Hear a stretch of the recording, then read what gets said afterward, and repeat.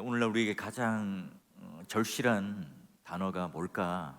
바로 이제 위로와 소망 아니겠습니까? 코로나19가 이제 장기화되고 있어요. 전 세계 많은 사람들이 목숨을 잃었습니다. 특히나 이제 기저질환자 또는 이 코로나19 바이러스 감염에 대하여 이제 공포감을 가지는 사람들에게는요, 굉장히 치명률도 높고 또 우리가 가지는 이런 막연한 두려움 때문에 고통스러워요. 여러분, 백신도 지금 여러 차례 맞았죠? 또 게다가 이제 치료제가 아직 나오지 않았기 때문에 마스크를 쓰고 또한 우리가 이게 피하는 이 방법밖에 없는 거예요. 자, 이런 어떤 길어진 이런 시간 속에 우리는 굉장히 우울감을 느끼기도 하고요. 이 언제 끝나는가 하는 막연한 이 소망을 가지고 희망을 가지지만 때로는 이게 우리에게 이제 희망 고문이 될 때가 있습니다. 자, 그럴 때 여러분 어떤 우리는 말을 내뱉죠? 아, 힘들다, 고통스럽다, 희망이 없다, 소망이 없다, 언제 끝날 것인가? 이대로 우리는 이렇게 살아야 하는가? 여러분, 이런 단어들을 우리가 계속 쓰게 되면 어때요? 우리는 이제 그 부정적인 말 안에 갇혀 살게 됩니다. 이 사람이 이제 평소 쓰는 말에 따라서 우리의 삶도 따라가잖아요. 어떤 분들은 이 평소에 부정적인 말을 많이 내뱉어요. 그렇다면 이제 내 마음 속에 그런 부정적인 생각들이 축적되어 있다는 거죠. 그러면 이 말과 함께 내 생각이 항상 그쪽 그 방향으로 가게 되어 있어요. 어떤 분들은 항상 긍정적이에요. 소망을 가지고 살아갑니다. 그러기에 삶도요, 뭐 환경에 상관없이 언제나 입술로 소망을 고백하고 그 소망에 따라 힘차게, 멋지게, 매력적이게, 역동적이게 살아가는 분들도 있습니다. 자, 모두가요, 절망하는 이때에 우리는 이 그리스도인이라면, 성도라면 이 어떻게 살아야 할까요? 무엇을 우리는 붙들고 살아야 할까요? 자, 우리가 이 성경에 중요한 우리가 붙들어야 할 소망이 과연 무엇인가 하는 이 정의들을 몇 가지 내리고 있는데요. 말씀 한번 보죠. 잠언 말씀을 보게 되면요, 13장 12절, 소망이 더디면 그것이 마음을 상하게 한답니다. 근데 소원이 이루어지게 되면 생명나무와 같이 생명이 꽃이 펴요. 게다가 바울은 말하죠. 우리가 소망의 하나님 때문에 모든 기쁨과 평강 가운데 우리는 소망이 넘치게 되는데요. 여러분, 우리가 또한 소망 가운데 즐거워할 수 있는 것, 환난이 있지만 성령을 통해서 기도할 수 있는 것, 또 성령의 능력으로 가능하다고 그럽니다. 여러분, 우리가 이 소망이 넘치는 것은 자기의 확신, 자기의 의지 이런 것들이 아니라 뭐라고요? 성령의 능력을 통해서 그 소망의 은혜가 오늘 우리 가운데 가득 차고 넘칠 때 우리는 그 소망을 붙들고 살아갈 수 있다고 그래요. 그럼 소망이란 뭘까요? 소망이라는 것이 어떻게 생길 수 있죠? 믿음이 있을 때 가능해요. 내가 여기에 모든 이 문제 가운데 답을 발견했다, 또는 내가 탈출한다, 내가 어떤 그 결과물들을 나는 가질 수 있다. 여러분, 이런 믿음을 가지고 있을 때 우리는 소망을 가지게 되죠. 소망을 가진다는 말은 믿음을 가진다는 또 다른 의미의 말이에요.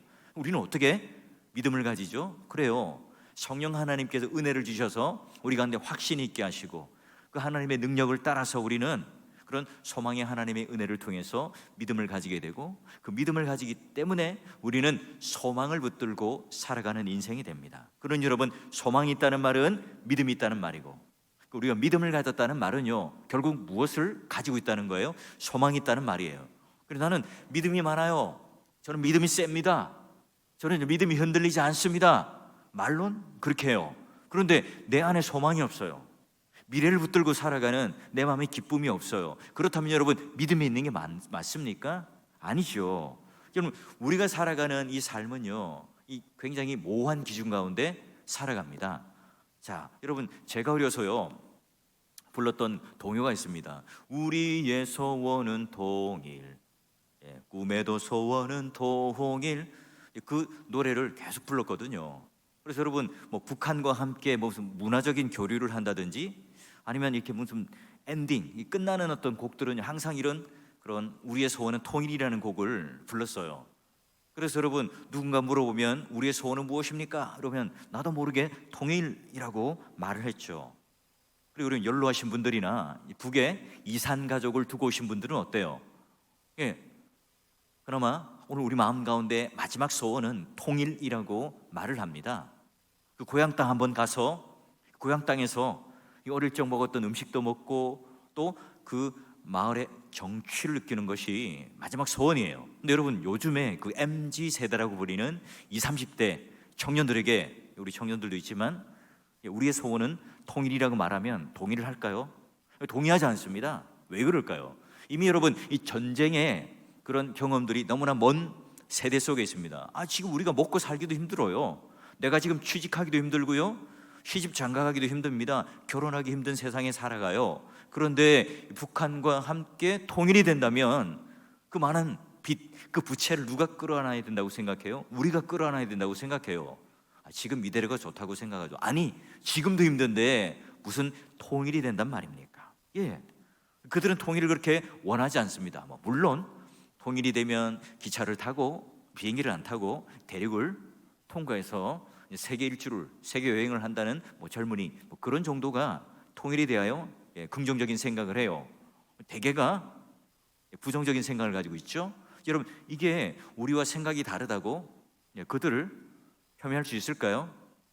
그들이 우리와 공감하지 못한다고 그들을 비난할 수 있을까요? 우리는 어떤 소망을 가지며 살아가는 그리스도인이죠? 우리가 말하는 소원, 우리가 말하는 소망, 뭐죠? 누군가 묻는다면 성도는, 아니 사월교회 성도는 어떤 소망을 가지고 삽니까? 어떤 소원을 가지고 우리는 살아가죠? 이렇게 묻는다면 여러분, 뭐라고 말하겠어요? 아무도 여기는 저는요 큰 아파트 가지는 거요, 저는요 큰 자동차 가지는 거요, 저는요 막 무쇠팔, 무쇠다리, 전혀 아프지도 않고 그냥 내가 건강한 몸으로 그 마음 평안하게 살아가는 거요, 이게 우리의 소망입니다. 이렇게 말씀하시는 분은 없을 거예요. 우리가 예수 그리스도를 믿는 성도들에게 이 젊은이와 또 우리 나이 든 분들이 공통적으로 가지는 소망, 소원, 이런 것들이 달라지지만, 모호한 기준 가운데 각자의 세대마다 기준을 가지지만, 성도라면 어린아이로부터 어른에 이르기까지 전혀 변함없는 소원 또는 소망이 뭘까요? 성경이 우리에게 전해주고 있는 창세기로부터 요한계시록에 이르기까지 오늘 우리에게 알려주는 소망이 과연 뭔가 하는 거예요. 자, 먼저 여러분, 우리는 첫 번째로 천국에 대한 소망을 가지고 살아가는 사람들이죠. 자, 보세요. 너를 위하여 하늘에 쌓아둔 소망으로 말미암아, 그 진리의 말씀을 늘 우리는 듣지만 창세기로부터 요한계시록까지 모든 것들이 다 천국을 향한 소망에 대한 이야기를 하고 있어요. 자, 그리고요, 고린도전서를 보게 되면 사도 바울이 뭐라고 말합니까? 우리가 그런 천국에 대한 소망을 가지고 살지 않는다면, 천국을 모른다면 예수를 믿더라도 우리는 오히려 불쌍한 자라고 말을 하죠. 성도는 어떤 사람들이에요? 하늘의 소망을 두고 이 땅을 걸어가는 순례자들이에요. 우리가 호흡 있는 동안에 내가 이 생에 있는 것들, 여러 가지 좋은 것들을 경험하고 그것을 가지고 살아가는 것, 여러분, 이게 우리의 소망이라면 이 세상 가운데 가장 불쌍한 사람들이 누구라고요? 예수를 믿는 사람들이에요. 그러기에 우리가 만약에 천국을 빼앗기고 살아간다면, 물론 우리가 예수를 믿는다면, 거듭난 하나님의 자녀고 또한 천국을 소유한 사람이라면 천국이 빼앗겨지지 않겠지만, 그러나 내가 이 땅을 살아가면서 천국을 잊고 살아가요. 천국을 소망하고 살아가지 않습니다. 그렇다면 어떻게 됩니까? 아무것도 아닌 거예요. 여러분, 우리가 어릴 때 이 주일 공예배를 마치고 나면, 또는 성탄 감사예배를 딱 드리고 나면 전도지를 한 움큼 들고요, 또 주보를 한 움큼 들고요, 전도를 하러 나가서요, 뭐라고 말했냐면 예수 믿고 천국 갑시다, 전도를 하며 또 복음을 전했던 그런 생각이 들어요. 그때는요 정말 천국을 소망하며 내 신앙의 고백을 담아서 이 땅이 아니라 이제 천국을 소망하는 마음으로 그런 메시지를 전하고 전도를 했잖아요. 근데 여러분, 어느샌가 이 전도하는 사람이나 이 전도지를 받는 사람이나 이 천국에 대한 소망이 시큰둥해지기 시작했어요. 왜 그럴까요? 우리가 이 천국에 대한 소망을 잃어버렸기 때문에 복음을 전하는 사람이나 또는 그 복음을 전해 듣는 사람이나 때로는 천국에 대한 소망에 대한 이야기를 듣기가 힘들어진 거예요. 천국에 소망이 있는 사람의 가장 큰 특징이 뭘까요? 이와 같은 절망의 늪 가운데 질척거리는 삶을 살아도 이것 때문에 우리는 좌절하거나 망하지 않아요. 왜냐하면 죽어봤자 천국이니까. 이런 배짱을 가지고 살아가는 사람들이에요. 여러분, 이게 지난 2000년 동안 이 기독교를 지탱해온 가장 중요한 근원적인 힘이 뭘까요? 그래요. 천국에 대한 소망이죠. 오늘날 우리가 믿음이 있다지만 그 천국에 대한 소망이 없다면, 또한 우리가 가장 견고하고 또 붙들어야 할 것이 있다면 바로 천국에 대한 소망인 거예요. 믿음의 동역자 여러분, 우리의 인생을 살아가면서 잊어버렸던 천국에 대한 소망이 다시 한번 여러분 마음 가운데 회복되어져서요, 아 그래, 나는 모든 것을 다 잃어버려도 천국을 소유한 사람 아닌가? 나는 바로 이 천국을 누릴 사람 아닌가? 여러분, 이런 천국에 대한 소망을 잃지 않고요, 꼭 붙들고 살아가는 말미암아 천국 소망을 가진 사람답게 여러분 우리가 성도로서의 모습을, 또한 하나님 앞에 놀라운 복을 누리며 살아가는 여러분 되시길 바라요. 자, 우리가 천국에 대한 소망을 가지는 이유가 뭔가? 반드시 두 번째, 이제 예수님께서 이 땅에 오신다는 재림에 대한 소망이 있기 때문에 그래요. 자, 그래서 이 복스러운 소망과 우리 크신 하나님의 구주 예수 그리스도의 영광이 나타나심을 기다리게 하셨으니, 기다린다는 말은 어떤 의미예요? 소망한다는 말이죠. 자, 그래서요, 오늘 예수님께서 승천, 승귀, 본래의 보좌로 올라가셔서 다시 그 본래의 모습으로 가실 때에 다시 오마라고 하는 재림에 대한 약속을 하고 하셨어요. 그런 여러분, 초대교회 때 가장 강렬한 그들에 대한 믿음의 근거, 소망이 뭐였습니까? 예수님께서 다시 온다는 재림에 대한 소망이 가장 중요한 믿음의 근거였어요. 그래서 여러분, 초대교회 성도들에게는 예수님을 믿는다, 세례를 받는다, 내가 예수 그리스도를 믿는 사람이다 하는 이 고백은 뭡니까? 나는 핍박자가 되겠다, 순교자가 되겠다, 나는 내 목숨을 내어놓고 예수를 믿겠다는 의미입니다. 예수를 딱 믿기만 하면 유대 민족 안에 자기 동족들에게부터 버림받습니다. 제대로 여러분 공무원이 될 수 있습니까? 제대로 장사를 하거나 사회생활을 할 수 있었어요? 그렇지 못했어요. 늘 로마로부터 핍박받죠. 또 유대 동족으로부터 버림을 받았어요. 그 사이에 끼어서요, 너무나 고달픈 인생을 살았습니다. 고난의 연속이었죠. 그런 삶을 살아가면서 여러분, 예수를 믿는다는 것은 결국 종교적으로, 사회적으로, 경제적으로 단절을 의미했어요. 그렇게 살아가면서 그러면 그들은 살아가는 게 그냥 인내하고 참고 지낸다는 의미일까요? 아닙니다. 소망이 있기 때문에 그들은 견뎌내고요, 살아갈 수 있어서. 여러분, 우리는 어떻습니까? 우리 인생을 살아가면서 재림의 신앙을 여전히 지니고 있습니까? 그들이 소망했던 것처럼 주님이 다시 온다는, 그래 여러분, 천국이 우리 가운데 임하는 거잖아요. 그래야만이 우리가 천국에 대하여 진정한 누림이 있잖아요. 근데 여러분 어때요? 시한부 종말론이라고 하는 것들이 한국 사회에 한번 휩쓸었어요. 1992년 휴거, 주님께서 공중 재림으로 오신다.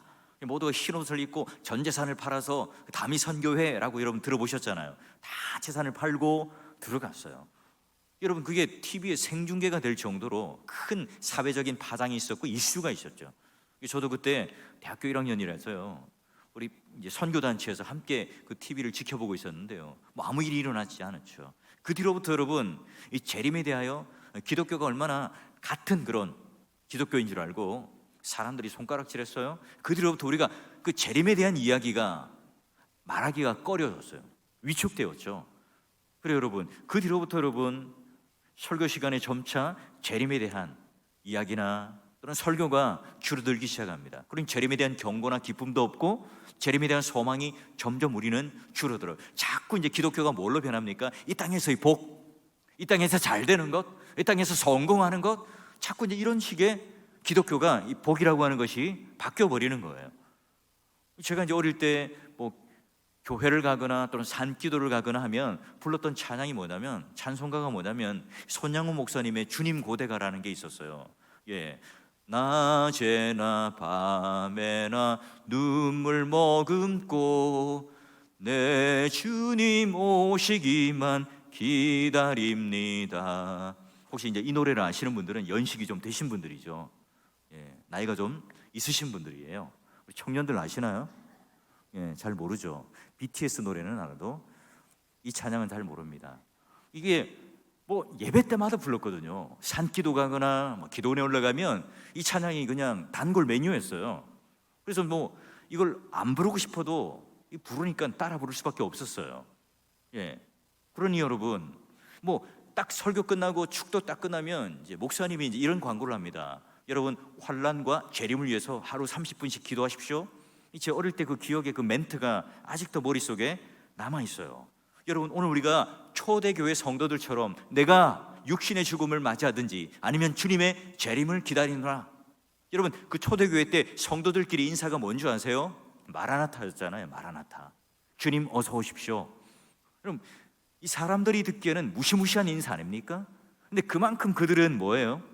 이 땅에서의 삶에 대한 그런 만족, 행복, 이것보다도 더 주님께서 지금 이 시간 재림하여 오셔서 우리 가운데 심판하여 주시고 또 우리가 선악간의 모든 행한 일들을 하나님께서 갚아주시리라는, 내가 예수 그리스도를 믿고 그 재림에 대한 소망을 확신이 있었기 때문에 그들의 인사가 뭐예요? 마라나타였어요.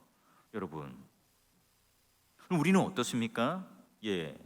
우리가 이 땅을 살아가면서 우리가 그런 마라나타라고 하는 인사는 하지 않더라도 내 개인적인 신앙이 그런 재림에 대한 소망을 가지고 우리는 살아가고 있을까요? 제 아는 이 목사님 중에는요, 자기 그 아들과 딸 이름을요, 초림과 재림, 딸은 초림이, 아들은 재림이, 이렇게 이름을 짓더라고요. 얼마나 그런 재림에 대한 신앙에 대한 확고한 소망이 있었는가? 아들, 딸의 이름을 그렇게 지어요.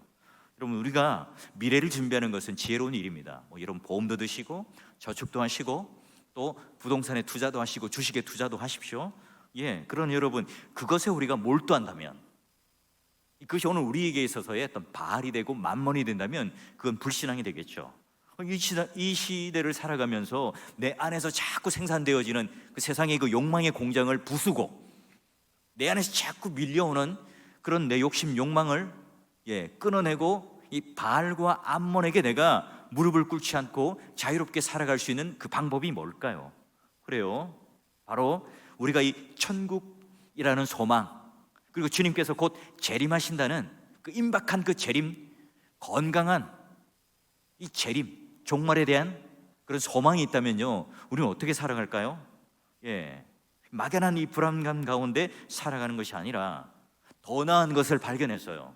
더 좋은 것을 발견했어요. 그러니까 이 땅에 있는 것들이 배설물로 여겨지고 더 낮은 것으로 여겨지게 됩니다.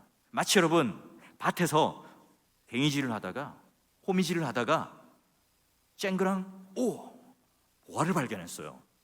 그리고 자기는 전 재산을 다 팔아서 밭주인에게 가서 돈을 주고 산, 여러분, 그 농부처럼 내 마음에 그런 기쁨과 소망이 넘치는 천국에 대한 소망이라는 것과 이 재림이라고 하는 이 소망이라고 하는 것이 내 인생의 어떤 그 근원적인 힘이 되어서 살아간다면요, 이 땅에 있는 것들이 어때요? 다 부질없는 것으로 여겨지는 거예요. 내가 그렇게 옛날에 더 많이 가지려고 했던 것, 그렇게 내가 더 많이 성취하려고 했던 것들이 그 욕심의 어떤 공장 속에서 나왔던 그 수많은 것들이요, 자꾸 줄어들어요. 건강한 영적인 다이어트가 일어나요. 가벼워지기 시작합니다. 내 마음에 그런 염려가 점점 줄어들기 시작하죠. 그래, 우리가 내 속에 있는 그런 욕심과 욕망을 치료할 수 있는 가장 좋은 치료제는요, 나 이거 덜 가져야지, 나는 무소유로 살아야지, 난 욕심 없을 거야, 이럴수록 여러분 더 배고파요. 더 욕망이 생겨요. 더 욕심이 생겨요. 뭘요? 천국에 대한 소망과 재림에 대한 소망을 가질 때 여러분, 그것을 통해서 오늘 내 안에 있는 그런 욕심과 욕망을 치료해내고 잘라내고 더 나은 것을 발견하고 붙들고 기쁨으로 살아가는, 농부가요, 그 밭 일을 하면서 보물을 발견했을 때 돈을 전체를 다 주고 샀을 때 아깝다고 여겼을까요? 그렇지 않잖아요. 그런 것처럼 우리가 천국을 발견한 사람처럼 이 땅을 살아야죠. 천국을 소유한 사람으로. 오늘 우리가 농부가 전 재산을 내었지만 우리가 뭐 한 것도 없어요. 예수님께서 모든 것들을 대신하여 우리의 것을 다 내어주셔서 천국을 소유하도록 해주셨잖아요. 우리는 이미요, 수지 맞는 장사를 하고 있는 거예요. 여러분, 우리가 하나님 앞에 이와 같이 더 나은 것들을 발견하여서 이 땅에 있는 것들이 다 희시하게 여겨지는 그 자유함을 누림으로 말미암아 마치 보물을 발견한 농부처럼 여러분 천국 소망과 재림에 대한 소망을 꼭 붙들고 이런 복된 인생으로 기쁨을 누리며 살아가는 소망의 성도들이 되기를 주의 이름으로 축원합니다. 자, 끝으로요, 우리가 이런 천국에 대한 소망과 재림에 대한 소망이 있다면 자연스럽게 논리적으로 따라오는 소망이 있어요. 뭘까요? 오늘 우리가 이 땅에 있지만 이 천국까지 누가 인도해 주세요? 누가 우리를 보호하여 주시고 우리를 끝까지 견디고 인내하게 해주시나요? 나는 천국에 대한 소망과 재림에 대한 소망이 있으니까 내 확고한 그 의지 때문에 내 스스로 힘을 가지고 내가 스스로 모든 것들을 개척하며 살아가나요? 그렇지 않아요. 하나님께서 우리를 인도해 주시고 그 구원의 시작을 했다면 이 구원의 끝까지 오늘 우리를 어떻게 합니까? 견인하여 주시는 분이 바로 모든 이 구원의 완성을 도장을 찍는 분이 누굽니까? 하나님이시잖아요. 그걸 제일 잘 알았던 우리의 믿음의 선배가 누굽니까? 다윗 아닙니까? 그가 왕이었을 때 불렀던 노래가 뭡니까? 여호와는 나의 목자시니 자기는 뭡니까? 양이라는 거예요. 내가 지금 모든 것을 가진 왕인데 세상의 모든 이 권력 가운데 내 발 아래에 있는 그런 인생의 정점에 있을 때 나는 뭐예요? 양입니다. 여호와 하나님이 내게 목자이기 때문에 내가 부족함이 없다고 그래요. 내가 왕권을 가졌고 모든 물질을 가졌고 내 모든 발밑에 내 신하가 있고 내 백성들이 있다. 나는 최고의 그런 인생을 살아간다. 이것으로 내가 만족하는 것이 아니라 여호와 하나님이 나의 목자니까 만족이 됩니다. 그가요, 나를 푸른 풀밭에 누이시며 쉴 만한 물가로 어떻게 한다고요? 그래요, 인도하시기 때문에 그래요. 이뿐 아니죠. 여러분, 이사야서에 말씀을 오게 되면 우리 한번 같이 한번 읽어봅시다. 2절부터 읽습니다. 시작. 내가 물 가운데로 지날 때에 내가 너와 함께 할 것이라. 강을 건널 때에 물이 너를 침몰하지 못할 것이며 내가 불 가운데로 지날 때에 타지도 아니할 것이요 불꽃이 너를 사르지도 못하리니 대저 나는 여호와 내 하나님이요 이스라엘의 거룩한 이요 내 구원자임이라. 내가 애굽을 너의 속량물로 구스와 스바를 너를 대신하여 주었노라. 아멘. 아멘. 와, 우리가 그 양처럼 연약한 인생을 살아가요. 우리는 물 가운데를 지나가고 불꽃 가운데를 지나가는 또 천길 낭떠러지의 사망의 음침한 골짜기를 지나갑니다. 그럴 때마다 하나님께서 주의 지팡이와 막대기로 우리를 인도하고 보호해 주시잖아요. 그래요. 그러게 여러분, 어떤 어려움 속에서도 우리를 해코지하거나 우리를 손대지 못하도록 하나님께서 우리를 인도하시고 그 구원의 완성을 이뤄내신다. 이 약속이 여러분 성경에 그냥 아주 드물게 나와 있는 게 아니죠. 곳곳에 그런 하나님의 약속이 나와 있습니다. 저는 목사로서 힘겨운 성도님들을 신방을 해요. 여러분, 예전처럼 직접 만나지 못하니까 아주 예전처럼 이렇게 활동적이게 신방은 못하지만 그래도 신방을 어려운 분들 또는 환우들 만나요. 딱 문 열면요 그냥 눈물을 주르르 흘리죠. 목사인 인간인 저도 그래요. 신방 가면 얼마나 좋아하시는지 몰라요. 근데 여러분, 하나님이 저와 비교가 됩니까? 제가 아무리 최선을 다하지만 하나님과 제가 비교가 되겠냐고요. 근데 하나님께서 뭐라고요? 우리의 목자가 되세요. 구원자가 되세요. 속량자가 되셔서 저와 여러분의 삶을 끝까지 인도하고 견인해 주신다고 그래요. 여러분, 이런 성경이 가지는 소망, 이걸 여러분 히브리서는 기가 막히게 표현을 했더라고요. 한번 볼까요? 우리가 이 소망을 가지고 있는 것은 히브리서 6장 19절을 보게 되면 읽어드릴게요. 우리가 이 소망을 가지고 있는 것은 영혼의 닷 같아서 튼튼하고 견고하여 휘장 안에 들어가나니. 자, 닷이 뭡니까? 제가 잘 아는 곳이 이제 부산 영도입니다. 그 영도는 예전에 조선소가 있었거든요. 지금도 저희 집 앞에는 조선소가 있습니다. 그래서 닷이 무엇인지 저는 매일 보고 자랐어요. 어떤 거냐면 바다에 이렇게 배가 드래프팅 떠다니면요, 이게 그 물 조류 때문에 막 이렇게 흘러가거든요. 이게 배가 이 바다 위에서 그래도 떠 있으면서 이렇게 다른 곳으로 흘러가지 않도록 이 큰 쇳덩어리를 이렇게 물에다가 쫙 내리잖아요. 그러면 이제 그게 쫙 내려가서 이 배가 흔들리지 않아요. 근데 여러분, 그 닷이요 얼마나 그 두껍고 무거운 쇳덩이냐면요, 너무너무 튼튼해요. 그 어디 도끼로 찍어내도 부셔지지 않고요, 망치로 때려도 절대로 깨지지 않습니다. 그만큼 여러분, 오늘 우리가 가지고 있는 우리 소망이라는 게 우리의 영혼의 뭐라고 그래요? 닷 같아. 이런 표현을 하고 있어요. 와, 너무나 멋지지 않습니까? 이 세상에 있는 것들은 다 흔들리고 넘어지고 깨지고 없어져요. 그런데 우리가 가지고 있는 이 소망은요, 우리 영혼의 닷 같다고 말해요. 우리가 완벽한 사람이 있을까요? 흔들리지 않는 사람이 있을까요? 우리 인생을 살아가면서 우리는 얼마든지 흔들려요. 깨어지죠. 그럼에도 불구하고 다시 이 궤도를 이탈하더라도 다시 그 궤도로 돌아오는 사람들이 뭐예요? 성도고 의인인 겁니다. 우리가 이 자리에 어떤 분들은 막 믿음이 활활 타올라가지고 막 어떤 거라도 내가 아멘 하고 순종하는 자리에 나가시는 그런 분들이 있을 거예요. 근데 어떤 분들은 어때요? 내가 이 믿음에서 벗어나서 옛날에 들었던 이 말씀이요, 그런 말씀처럼 달지 않아요.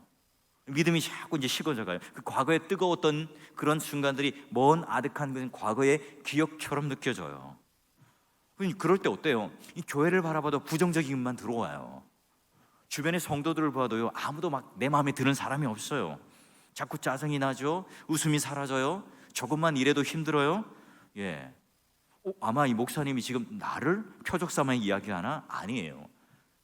그렇게 생각하는 분들도 있겠지만, 이런 목사인 제 경우가 그런 믿음이 떨어지고 소망이 떨어질 때 자연스럽게 저도 그런 마음이 든다는 겁니다. 믿음의 동역자 여러분, 우리가 지난 날을 한번 생각해 봐요. 우리 또한 은혜의 추수기가 있었죠. 모든 것들이 다 풍성해서요, 어떤 것들이 있더라도 감사하게 되고, 어떤 사소한 것들이 있더라도 내가 그것에 불평과 불만과 원망에 사로잡히지 않고 오히려 소망의 힘으로 천국을 소망하고 재림을 소망하고 주님의 그런 인도하심과 견인을 소망하기 때문에 내 안에서 일어나는 그 찬양, 주체할 수 없는 기쁨, 하나님께 믿었던 내 마음의 간증, 하나님 나와 함께 하신다는 승리, 이런 것들이요, 내 자신을 어떻게 해요? 더 영혼의 닷같이 딱 붙들어서요, 이웃을 섬기는 일에 기뻐요, 즐거워요, 만족이 오죠. 무엇이 우리를 그렇게 살겠나요? 바로 영혼의 닷 같은 믿음의 소망 때문 아닙니까? 왜 우리는 만족이 없죠? 모든 불행이 내가 가난해서, 힘들어서, 만족이 없어서 그런 원인 때문에 내가 불만족이 있다고 생각해요? 아니죠. 여러분, 그 모든 것들이 채워지면 나는 만족이 올 거라고 생각하세요? 아니잖아요. 그렇지 않아요. 우리 모든 이 불만족의 궁극적인 원인, 바로 예수 그리스도를, 또 하나님의 은혜를 떠난 삶을 살아갈 때, 소망이 없는 삶을 살 때 우리는 당연히 그런 불만족을 가지고 살 수밖에 없어요. 여러분, 우리는 얼마나 고단한 인생을 살아갑니까? 얼마나 지금 답답하세요. 그리스도인이라고요, 역사, 시간, 공간을 초월해서 우리는 저기 산속에 들어가서 사는 존재들이 아닙니다. 우리 이런 실존, 지금도 여전히 코로나19 때문에 힘들어하고요, 또 우리는 언제나 이 감염의 공포 속에 또 살아가고요, 또 이런 힘든 인생 속에서 하루하루 버티고 견디며 살아갑니다. 여러분, 요한계시록 2장에 쭉 3장에 보면 7교회 아시아 교회들이 나오는데 똑같이 그들도 우리와 함께 힘들고 어려운 그 환경 속에 내던져진 그 실존의 인물들이에요. 우리 또한 마찬가지죠. 자녀들 문제, 경제적인 문제, 건강의 문제, 수많은 어떤 어려움들이 처해요. 또는 나보다 가족들이 먼저 세상을 떠나는 경우 충격이 오죠. 하나님 앞에 우리가 이런 시련을 겪을 때, 예기치 않은 이런 어려움과 고난이 왔을 때 우리는 어때요? 그래요, 이때가 오히려 중요한 것과 하찮은 것, something과 nothing을 구분해낼 수 있는 오히려 우리에게 좋은 기회가 돼요. 내 인생의 우선순위는 뭘까? 과연 무엇을 위해 나는 살아갈까? 나의 지금 가장 중요한 것이 뭐지? 나는 지금까지 제대로 살아왔는가? 나 자신을 위해 질문을 던질 수 있어요. 코로나19가 장기화되고 있습니다. 하나님 자녀의 가장 탁월한 표지가 뭐죠? 소망의 닷, 예수 그리스도 위에, 또 예수 그리스도 안에 우리가 굳건하게 우리가 믿음의 뿌리를 내릴 때 위축되지 않습니다. 공포와 염려 가운데 빠지지 않아요. 어떤 먹장구름도 우리가 다 걷어내고요, 우리는 살아갈 수 있어요. 그리고 다시 찬양의 자리에, 예배의 자리에, 기도의 자리에 서서 지금 당장 내 가슴이 뜨거워지지 않더라도, 지금 당장 예전처럼 내가 이 헌신의 마음이 들지 않더라도, 그러나 꾸준히 예배의 자리에 나오고 기도의 자리에 나올 때 우리가 억지로라도 말씀을 읽고 기도하는 그런 삶 가운데 다시 오늘 우리들에게 하나님께서 소망의 불을 붙여주세요. 잊어버렸던 천국에 대한 소망, 그리고 그렇게 간절히 원했던 재림에 대한 소망, 그로 인해서 우리가 하나님이 나를 인도하시고 견인해 나가신다는 그 놀라운 소망, 여러분 이 영혼의 닷과 같은 이 세 가지의 소망을 다시 여러분 내 마음 가운데 찾게 된다면 그 불붙는 마음으로 흔들리지 않는 견고한 믿음의 신앙으로 그 우리 모든 인생이 흔들리고 표류하는 바다에 있지만 쫙 안전하게 내리는 영혼의 닷, 이 세 가지의 소망을 꼭 붙들고 마지막 천국 가는 그날까지 흔들리지 않는, 오늘 예수 그리스도 안에서 함께 꼭 붙들려 있는 신앙을 통해서 다시 여러분 기쁨을 회복하시고요, 하나님 앞에 찬양과 또 하나님을 온전히 내 마음속 가운데 모셔드려서 그분이 오늘 나를 다시 한번 불꽃 같은 이 인생으로 다시 한번 하나님 앞에 헌신하는 기쁨, 또한 하나님 앞에 드려지는 이 기쁨과 소망을 가지고 살아가는 여러분 되실 수 있기를 주의 이름으로 축원합니다.